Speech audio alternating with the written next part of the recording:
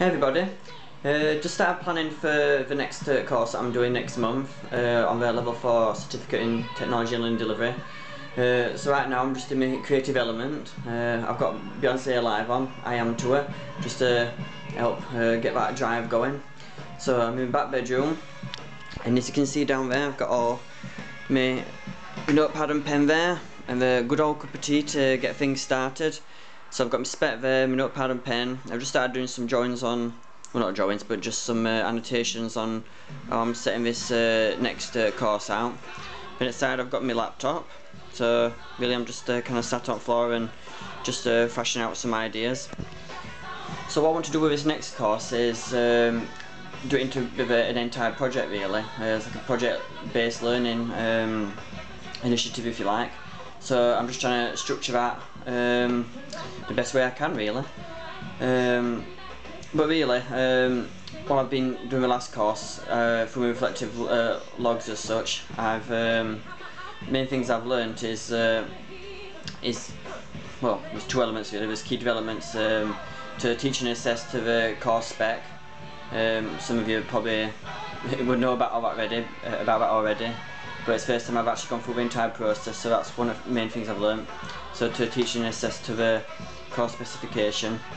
Assessment strategies, make sure they're in place and they're sufficient and right for what you're wanting to assess, to check the competence of learners. In my case it's teachers that are on this course. Well, that's key developments, and then there's for me there's key learning areas as well. So learn the course as well as teaching it, so make sure you actually learn all the ins and outs of the course. Yeah. And when designing and planning, think of what you want to do with the course, then match the criteria to it, if that makes sense. Because if you start matching criteria and other bits and pieces to it, it becomes paperwork then. It kind of blocks the creativity.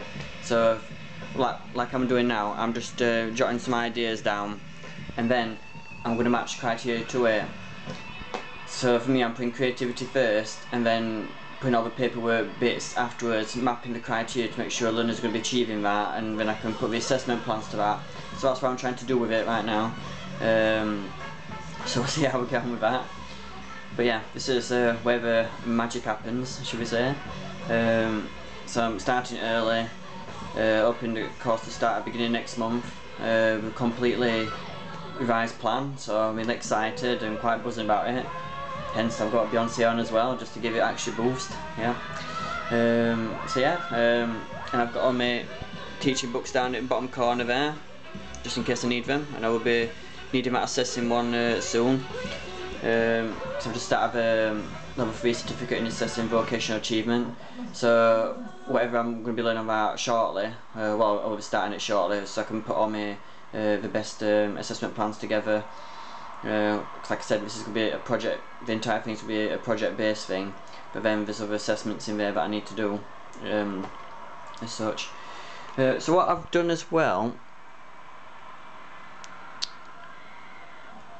at a glance, I've just basically just put the project at a glance from what I've got so far.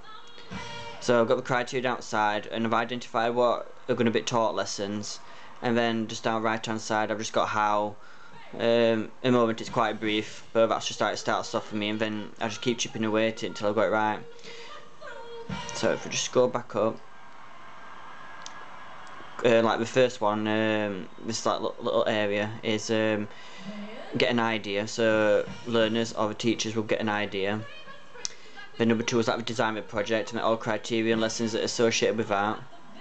And then number 4, do the project, so that's the practical element where teachers will do it in the workplace. And that's the main reason I'm doing the level 3 certificate in assessing vocational achievement, to understand assessing a lot more. And then number 5, exhibit the project, so that's the sharing good practice.